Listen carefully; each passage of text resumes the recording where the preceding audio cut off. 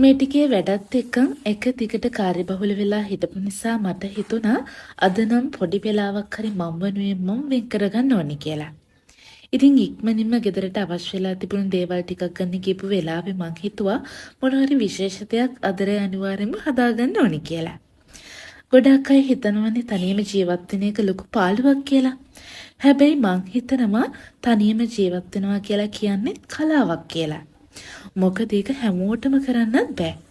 හැබැයි එහෙම ජීවත් වෙන්න පටන් ගත්තොත් ඒකට ඇබ්බැහි වෙන තරම් සැනසුමක් එනවා. ඇත්තට මේක මගේ වචනෙන් කිව්වොත් ඒක ආත්මයත් එක්කන් කතා කරන සැනසුම්දායක කතාබහක්. ඉතින් එහෙම තමයි living alone life එකක් ගැන මම හිතන්නේ. තනියම ජීවත් වෙන්න පටන් ගත්ත කාලේ මුලින්ම මටත් බයක් දැනුණා. කවුරුවත් මට අත්‍යවශ්‍ය වෙලාවෙම ළඟපාත නෑනි කියලා දැනුණා. රැට ඇහෙන පුංචිම සද්දයකටත් හිත ගැස්සුණා. හැබැයි මේ බිත්තිමද මට දැන් දැනෙනවා මං ආරක්ෂිතයි කියන හැඟීම. මොකද මං දැන් දන්නවා එන ඕනම ප්‍රශ්නයකට මං දැන් සූදානම් කියලා. ඉතින් ගෑනු ළමෙක් තනියම ඉන්නවා කියලා කියන දේ සමාජයේ දකින්න ලොකු අභියෝගයක් වගේනේ. හැබැයි මේ තනිකම මැද තමන්ව හොයාගත්ත කියන ජයග්‍රහණය ප්‍රබලයි. කවුරු නැතත් මම මාත් එක්කම ප්‍රශ්න විසඳ ගන්නවා.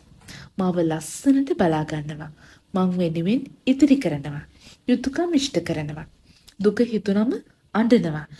හැබැයි ඒ වැටෙන හැම කඳුලකින්ම මං හිටියටත් වැඩි ශක්තිමත්ව නැගිටිනවා. තව කෙනෙක්ගේ ආදරයක් අපි බලාපොරොත්තු වෙන්න කලින් අපි අපිටම ආදරය කරන්න ඕන. තමන්ට තමන් හරියට ආදරය කරනවා නම් තමයි අපිට ඇත්තටම පුළුවන් වෙන්නේ වෙන කෙනෙක්ටත් ඇත්තටම ආදරය කරන්න. කවදා හරි ජීවිතේට කෙනෙක් ලං කර ගන්නවා නම් ඔයාගේ ජීවිතේ පාළුව කපන්න කෙනෙක් හොයාගන්න එපා.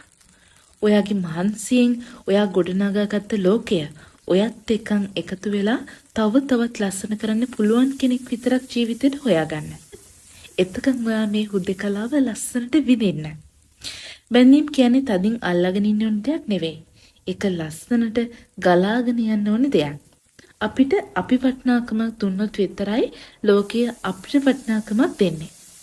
ඉතින් තනියම ඉන්න හැම ගෑනු ළමයෙක්ටම මං කියනවා තියෙන පුංචි මොහොතත් ඔයා ලස්සනට විඳින උත්සාහ කරන්න කියලා.